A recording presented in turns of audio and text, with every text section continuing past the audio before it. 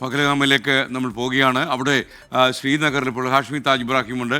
പഹൽഗാം ആക്രമണത്തിൽ പങ്കുള്ള ഭീകരർക്കെതിരെ നടപടി തുടരുന്നു. 2 ഭീകരരുടെ വീടുകൾ കൂടി അധികൃതർ തകർത്തിട്ടുണ്ട്. ഭീകരവാദികൾക്ക് കടുത്ത ശിക്ഷ ഉറപ്പാക്കണമെന്നാണ് പ്രദേശവാസികൾ പറയുന്നത്. ശ്രീനഗറിൽ നിന്നും ഹാഷ്മി താജ് ഇബ്രാഹിം തത്സമയം ചേരുന്നു. Hashmi, good morning. ശ്രീനഗറിലെ ജീവിതമൊക്കെ എങ്ങനെയുണ്ട് ഹാഷ്മി?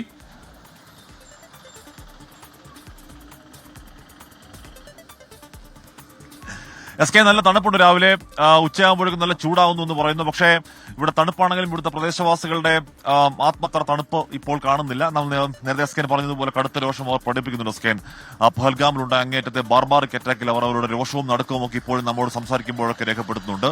അതിനേക്കാളൊക്കെ ഉപരി ഇവിടെ ടൂറിസം ഇവിടെ പ്രധാന വരുമാന മാർഗ്ഗമാണ്. ആ ടൂറിസത്തിന്റെ കടക്കൽ കത്തിവെച്ച ഭീകരരുടെ നടപടിയിൽ അവർക്ക് തീർത്താൽ തീരാത്ത രോഷം അവിടെയുണ്ട്. SK അതാണ് നമ്മൾ ശ്രീനഗറിൽ നിൽക്കുമ്പോൾ ശ്രീനഗറിലെ ആൾക്കാരോട് സംസാരിക്കുമ്പോൾ മനസ്സിലാക്കുന്ന അവരുടെ ബേസിക് വികാരം.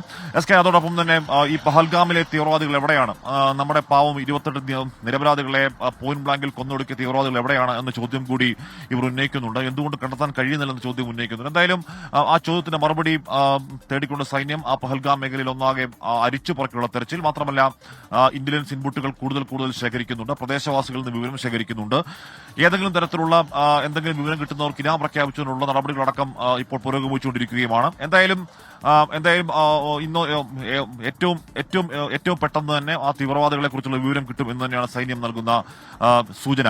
അതോടൊപ്പം തന്നെ ഈ നയതന്ത്രപരമായിട്ടുള്ള കൂടുതൽ ചർച്ചകളിലേക്ക് കൂടുതൽ മറ്റ് ലോകരാഷ്ട്രങ്ങളുമായി സംസാരത്തിലേക്കൊക്കെ രാജ്യം കടന്നിരിക്കുന്നു. ഏറ്റവും ചുരുങ്ങിയത് 13 ലോകരാഷ്ട്ര തലവന്മാരുമായി പ്രധാനമന്ത്രി നരേന്ദ്രമോദി ഫോണിൽ കൂടി ഇതിനോടകം സംസാരിച്ചിരിക്കും എന്നാണ് കിട്ടുന്ന വിവരം.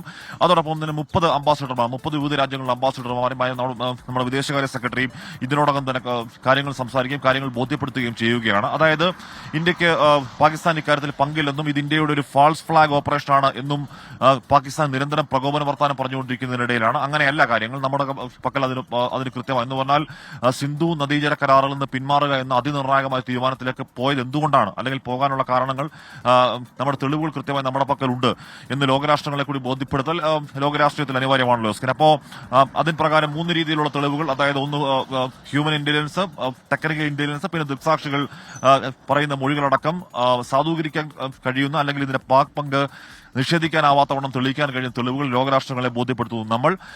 അതിനിടയിൽ പാകിസ്ഥാന്റെ ഈ അങ്ങേയറ്റത്തെ പ്രകോപന പ്രസ്താവന ഇപ്പോഴും തുടരുകയാണ്. ഏറ്റവും ഒടുവിൽ വന്ന പ്രകോപന പ്രസ്താവന അവരുടെ ഡിഫൻസ് മിനിസ്റ്റർ ഖ്വാജ ആസിഫ് പറയുകയാണ്, ഞങ്ങൾ ആണവ രാഷ്ട്രമാണെന്ന് മറക്കരുത് എന്ന് പറയുന്നു. അതിനെയും അങ്ങേയറ്റ പ്രകോപനപരമായ പ്രസ്താവനയെ നമ്മൾ കാണുന്നുണ്ട്. അപ്പോൾ അത്തരത്തിലുള്ള വലിയ പ്രസ്താവന എന്ന് പറഞ്ഞാൽ അതിരുകടന്ന, ഒരുപക്ഷെ ഒരു യുദ്ധകാലത്ത് ഒക്കെ ഉണ്ടാവുന്ന രീതിയിലുള്ള അതിരുകടന്ന വാക്പോരുകൾ അവിടെ നിന്നുണ്ടാവാനുള്ള കാരണം സിന്ധു നദീജല കരാറിൽ നിന്നും രാജ്യം പിന്മാറുന്നതുമായി ബന്ധപ്പെട്ട് അവിടെ ഉണ്ടാകുന്ന വലിയ പാനിക്കാണ് എന്നാണ് വിലയിരുത്തപ്പെടുന്നത്. സ്കേൻ എന്ന് പറഞ്ഞാൽ ആ കരാർ പിന്മാറുന്ന അങ്ങേയറ്റം പാകിസ്ഥാൻ ഉണ്ടാക്കുന്ന രോഷം, പാകിസ്ഥാൻ ഉണ്ടാക്കുന്ന ദോഷം ചില്ലറയല്ല. അത് അവരുടെ കൃഷി പ്രധാന സമ്പദ് വ്യവസ്ഥയിൽ നിൽക്കുന്ന പാകിസ്ഥാന്റെ കാർഷിക മേഖലയുടെ നട്ടലിന് തീർക്കുന്ന വലിയ പ്രഹരമായി അവർ കാണുന്നു അതിനെ. അതുകൊണ്ടാണ് അവിടെ ജലയുദ്ധം എന്ന വാക്ക് നിരന്തരം ആവർത്തിച്ചുകൊണ്ടിരിക്കുന്നത്. അതിനിടയിൽ ഖ്വാജ യൂസഫ് പറയുന്ന, അല്ലെങ്കിൽ സ്കൈ ന്യൂസുമായി നടത്തിയ ഒരു ചർച്ചയിൽ ഖ്വാജ യൂസഫ് പറയുന്ന, കഴിഞ്ഞ 30 വർഷമായി അമേരിക്കയ്ക്ക് വേണ്ടി ഞങ്ങൾ ഡർട്ടി ഈ പറഞ്ഞ തീവ്രവാദികൾക്കുള്ള കാര്യങ്ങൾ ചെയ്തു കൊടുക്കുന്നു എന്ന ഡിഫൻസ് മിനിസ്റ്റർ തുറന്ന് സമ്മതിക്കുന്നതും വലിയ ചർച്ചയാവുന്നുണ്ട്. അപ്പോൾ അത് അമേരിക്കയ്ക്ക് വേണ്ടിയാണെങ്കിലും അല്ലെങ്കിലും ഇത്തരം തീവ്രവാദ സംഘടനകൾക്ക് അവർ പണം നൽകുന്നുണ്ട്, പ്രോത്സാഹിപ്പിക്കുന്നുണ്ട് എന്ന് പാകിസ്ഥാൻ ഡിഫൻസ് മിനിസ്റ്റർ തന്നെ തുറന്ന് സമ്മതിക്കുന്നതും ലോകരാഷ്ട്രീയത്തിൽ തന്നെ വലിയ ചർച്ചയാകുന്ന മണിക്കൂറുകൾ കൂടി ഇപ്പോൾ കടന്നുപോയിക്കൊണ്ടിരിക്കുകയാണ്. എന്തായാലും പാകിസ്ഥാന് അതിന് അർഹിക്കുന്ന രീതിക്ക് അപ്പുറം അവർ മറക്കാത്ത രീതിയിലുള്ള ശക്തമായ തിരിച്ചടികൾ, അത് സൈനിക പരിഹാരത്തിലൂടെയാണെങ്കിലും നയതന്ത്ര പരിഹാരത്തിലൂടെയാണെങ്കിലും ശക്തമായ തിരിച്ചടികൾ നമ്മൾ നൽകുന്നു. 7 പ്രധാനപ്പെട്ട നയതന്ത്ര തീരുമാനം ഇതിനോടകം സിന്ധു നദീജല കരാറിൽ നിന്ന് പിന്മാറ്റമടക്കമുള്ള 7 പ്രധാനപ്പെട്ട തീരുമാനം ഇതിനോടകം എടുത്തിട്ടുണ്ട്. അതിലുപരിയായി കൂടുതൽ പാകിസ്ഥാനെ പ്രതിരോധത്തിലാക്കാനുള്ള, അല്ലെങ്കിൽ പാക് ജനത പാക് സർക്കാരിനെതിരെ തിരിയുന്ന രീതിയിലുള്ള കൂടുതൽ പ്രതിരോധ നടപടികൾ, നയതന്ത്ര പ്രതിരോധ നടപടികൾ ഇപ്പോൾ രാജ്യത്തിന്റെ വിദേശകാര്യ മന്ത്രാലയത്തിന്റെ ആലോചനയിലൊക്കെ ഉണ്ട്. ഈ പഹൽഗാം അവിടെ നിന്ന് ഏതാണ്ട് 90 കിലോമീറ്റർ മാത്രമേ ദൂരമുള്ളൂ. അപ്പോൾ ഈ പഹൽഗാമിലേക്ക് ശ്രീനഗറിൽ നിന്നുള്ള ആളുകൾ പോകാൻ താല്പര്യം കാണിക്കുന്നുണ്ടോ, അതോ പഹൽഗാം അവരെ വല്ലാതെ ഭയപ്പെടുത്തിയിട്ടുണ്ടോ? ഈ തീവ്രവാദി ആക്രമണങ്ങൾ എവിടെ ഉണ്ടാകാൻ സാധ്യതയുണ്ട് എന്നതുകൊണ്ട് തന്നെ അവിടുത്തെ ജനങ്ങൾ അതിനെയൊക്കെ നോക്കിക്കാണുന്നത് എങ്ങനെയാണ്?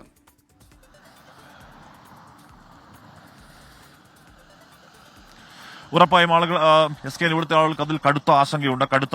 എന്ന് പറഞ്ഞാൽ നമ്മളിവിടെ വരുമ്പോൾ ഇവിടുത്തെ പ്രധാന വരുമാന മാർഗം എസ് കെ ഇവിടുത്തെ ടൂറിസം തന്നെയാണ്. ഇവിടുത്തെ ഒരു ബാങ്കിംഗ് സമിതി കഴിഞ്ഞ ദിവസം പുറത്തുവിട്ട റിപ്പോർട്ട് പ്രകാരം കൂടുതൽ യുവാക്കൾക്ക് ലോൺ നൽകിയിട്ടുണ്ട്. ആ ലോൺ നൽകിയത് വാഹനം വാങ്ങാനാണ്. വാഹനം വാങ്ങുന്ന ടൂറിസ്റ്റുകളെ ഇവിടുന്ന് പഹൽഗാമിലേക്ക് അടക്കമുള്ള ടൂറിസ്റ്റ് കേന്ദ്രങ്ങളിലേക്ക് കൊണ്ടുപോകാനാണ്.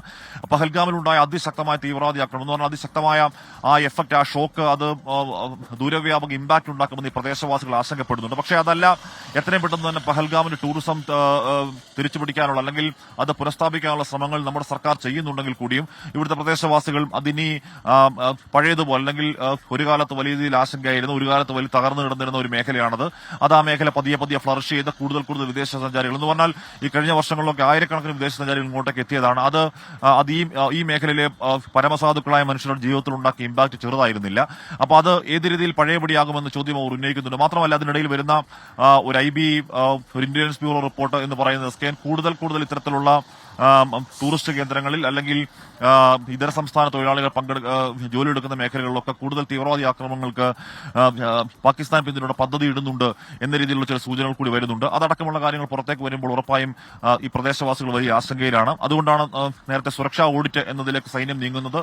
ഈ പറഞ്ഞ ടൂറിസ്റ്റ് കേന്ദ്രങ്ങളിലൊക്കെ മതിയായ സേനാവിന്യാസമുണ്ടോ, സേനാവിന്യാസം അവിടെ കുറവാണെങ്കിൽ കൂടുതൽ സേനാവിന്യാസം ഏർപ്പാടാക്കാനുള്ള നടപടികൾ, നീക്കങ്ങളിലേക്കൊക്കെ ഈ സമയം കടക്കുകയാണ് നമ്മുടെ രാജ്യം, സൈന്യം. അത് ഉറപ്പായും ഈ ടൂറിസ്റ്റ് കേന്ദ്രങ്ങളെ കൂടുതൽ ഉറപ്പായും ഒരു ആശങ്കയുണ്ട്, ഒരു ഭീതിയുണ്ട്. ഏത് സമയം ഒരു തീവ്രവാദി ആക്രമണം ഉണ്ടായേക്കാം എന്നുള്ള ആശങ്കയുണ്ട്. ആ ആശങ്ക ദൂരീകരിക്കാൻ, ആശങ്ക പരിഹരിക്കാൻ പ്രദേശവാസികൾക്ക് അല്ലെങ്കിൽ ഇങ്ങോട്ടേക്ക് വരുന്ന വിനോദസഞ്ചാരികൾക്ക് കൂടുതൽ കോൺഫിഡൻസ് നൽകാൻ, ആത്മവിശ്വാസം നൽകാൻ നടപടികൾ രാജ്യം നിൽക്കുന്നു.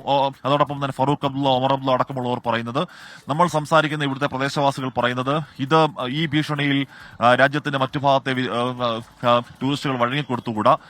നൂറുകണക്കിന് ആളുകൾ പിന്നെയും ഇങ്ങോട്ടേക്ക് വരണം, എന്നാൽ മാത്രമേ നിങ്ങളുടെ ഈ വിരട്ടിന് മുന്നിൽ ഞങ്ങൾ തലകുനിക്കുന്നില്ല എന്ന് ബോധ്യപ്പെടുത്താൻ കഴിയുകയുള്ളൂ എന്നൊക്കെ അവർ പറയുന്നുണ്ട്. പക്ഷേ ഉറപ്പായും യാഥാർത്ഥ്യം ഗ്രൗണ്ടിൽ ഒരു പാനിക്കുണ്ട്, ഒരു ഭീതിയുണ്ട്. ആ ഭീതി മറികടക്കാൻ എന്തൊക്കെ ചെയ്യാൻ കഴിയുമെന്ന ആലോചനയിലാണ് രാജ്യത്തിന്റെ സർക്കാർ. SK